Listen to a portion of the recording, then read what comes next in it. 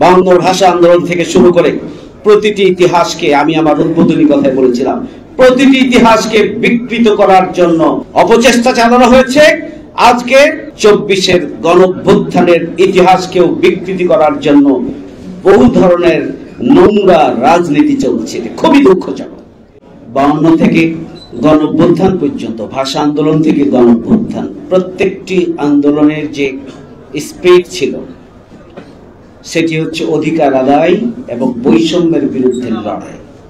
৫২ ভাষা আন্দোলন অধিকার আদায়ের আন্দোলন এবং বৈষম্যের বিরুদ্ধে আন্দোলন। অধিকাংশ মানুষের ভাষা বাংলা, অথচ উর্দুকে চাপিয়ে দেওয়া হবে, এটি ছিল বৈষম্য। ৬৯-এর গণঅভ্যুত্থান, ৭১-এর স্বাধীনতা আন্দোলন, ৭১-এর স্বাধীনতা আন্দোলনের সূচনা হয়েছিল বৈষম্যের বিরুদ্ধে অধিকার প্রতিষ্ঠার আন্দোলনের ধারাবাহিকতায়। ৭১-এর স্বাধীনতা আন্দোলন ৯ মাস দীর্ঘ লড়াই সংগ্রামের মধ্য দিয়ে আমরা নতুন বাংলাদেশ পেয়েছিলাম।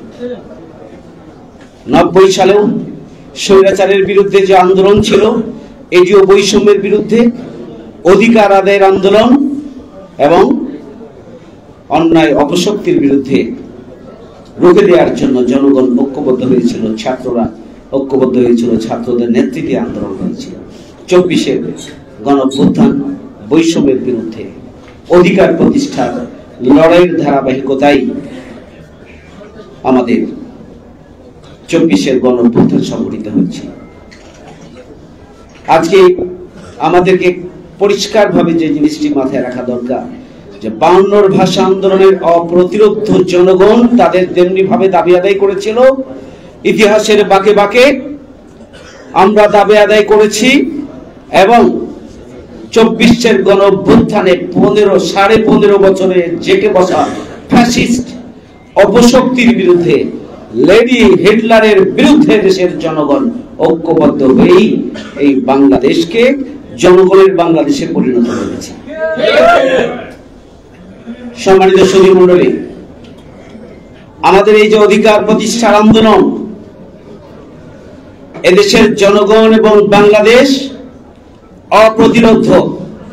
যদি কেউ মনে করেন রাষ্ট্র শক্তিকে কাজে লাগিয়ে ক্ষমতায় গিয়ে জামাত ইসলামীকে আপনারা আবারও জনগণের কাতারে দিয়ে পছন্দ মতো রাষ্ট্রে বৈষম্য তৈরি করবেন, জনগণের অধিকার নষ্ট করবেন, দলবাজি করবেন, চাঁদাবাজি করবেন, টেন্ডারবাজি করবেন, জনগণের অধিকার নিয়ে ছিনিমিনি খেলবেন, বাংলাদেশের এই অপ্রতিরোধ্য জনগণ তা বরদাস্ত করবেন না। আজকে আমাদের সামনে চ্যালেঞ্জ কি? আমাদের আশার আলো হচ্ছে জনগণ অপ্রতিরোধ্য, বাংলাদেশ অপ্রতিরোধ্য। কোন অপশক্তির কাছে বাংলাদেশ মাথা নত করবে না। এটি আমাদের জন্য আশার দিক, এটি হচ্ছে আমাদের শক্তি। দেশের প্রয়োজনে, জনগণের প্রয়োজনে এদেশের আবাল বৃদ্ধ বনিতা ঐক্যবদ্ধ হয়ে দেশকে মুক্ত করার জন্য হাজার হাজার মুগ্ধ এবং আবু সাইদরা জীবন দেওয়ার জন্য প্রস্তুত। এটি আমাদের শক্তি।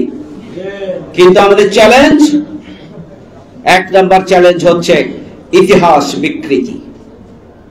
৫২ ভাষা আন্দোলন থেকে শুরু করে প্রতিটি ইতিহাসকে, আমি আমার উদ্বোধনী কথায় বলেছিলাম, প্রতিটি ইতিহাসকে বিকৃত করার জন্য অপচেষ্টা চালানো হয়েছে। আজকে ২৪-এর গণঅভ্যুত্থানের ইতিহাসকেও বিকৃতি করার জন্য বহু ধরনের নোংরা রাজনীতি চলছে। খুবই দুঃখজনক। আমাদের সামনে চ্যালেঞ্জ হচ্ছে এই রাষ্ট্র ১৫.৫ বছরে পৌঁছে গিয়েছে।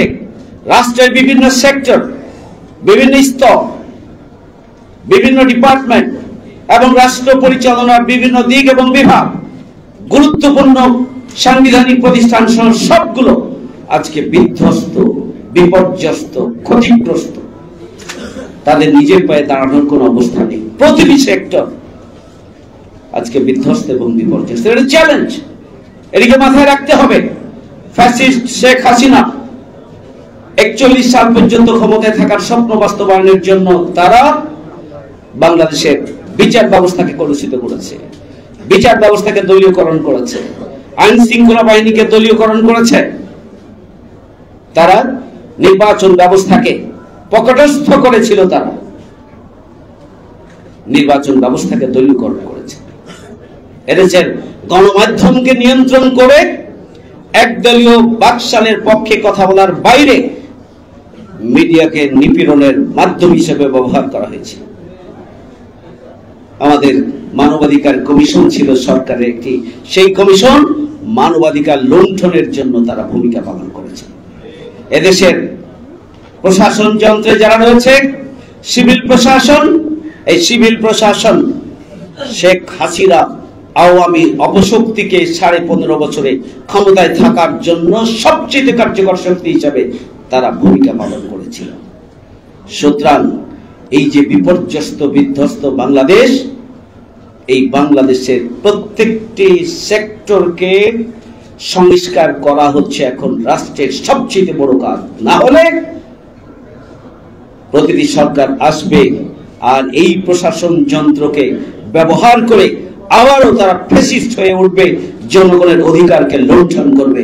এই জন্য এখন চ্যালেঞ্জ হচ্ছে সংস্কার, শুধুমাত্র নির্বাচনী সংস্কার নয়, নির্বাচনী সংস্কারের পাশাপাশি অবশ্যই রাষ্ট্র মেরামতের জন্য সবার আগে এই অন্তর্বর্তীকালীন সরকারকে উদ্যোগ গ্রহণ করতে হবে।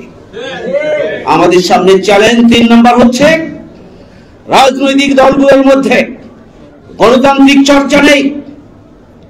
রাজনৈতিক দলগুলোর মধ্যে পরমত সহিষ্ণুতা নেই।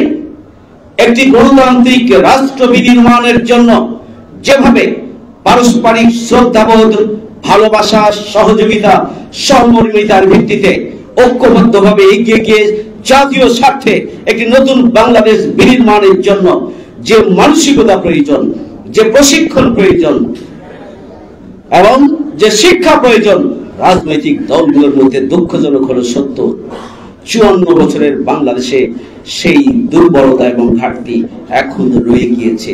আমরা ব্যক্তি স্বার্থ, দলীয় স্বার্থ, আমাদের নিজেদের স্বার্থের উপরে রাষ্ট্রের স্বার্থকে, রাষ্ট্রের সম্মান মর্যাদাকে, রাষ্ট্রের উন্নয়ন এবং অগ্রগতিকে, রাষ্ট্রের স্বাধীনতার সার্বভৌমত্বকে, রাষ্ট্রের জনগণের স্বার্থকে আমরা অগ্রাধিকার দিতে পারি না।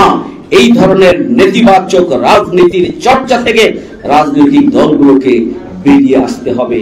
না হলে আমরা নতুন বাংলাদেশের যে স্বপ্ন, 24-এর গণঅভ্যুত্থানে নতুন বাংলাদেশের যে স্বপ্ন, যে স্বপ্ন হচ্ছে দিল্লি না ঢাকা, ঢাকা ঢাকা, যে স্বপ্ন হচ্ছে উই ওয়ান্ট জাস্টিস, আমরা ন্যায় বিচার চাই, আমরা ন্যায় এবং ইনসাফ ভিত্তিক বাংলাদেশ চাই, যে স্বপ্ন শহীদদের, যেটি হচ্ছে দুর্নীতিমুক্ত, চাঁদাবাজ মুক্ত, সন্ত্রাস মুক্ত নতুন বাংলাদেশ চাই।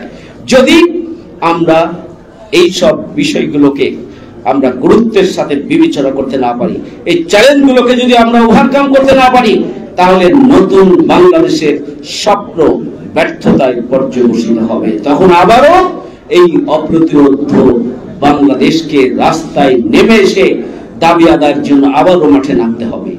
সুতরাং আমি অনুরোধ করব যে আসুন নতুন বাংলাদেশ বিনির্মাণে প্রত্যেকটি রাজনৈতিক দল এবং জনগণ আমাদের চেতনাগত দিক থেকে আমরা নিজেদেরকে পরিবর্তন সাধন করি। নতুন বাংলাদেশের বিনির্মাণের জন্য আমরা ঐক্যবদ্ধভাবে আমরা ভূমিকা পালন করি। আর অপ্রতিরোধ বাংলাদেশ, অপ্রতিরোধ জনগণ আমরা সদা জাগ্রত থাকি, তাহলে আজকের আয়োজন সার্থক হবে।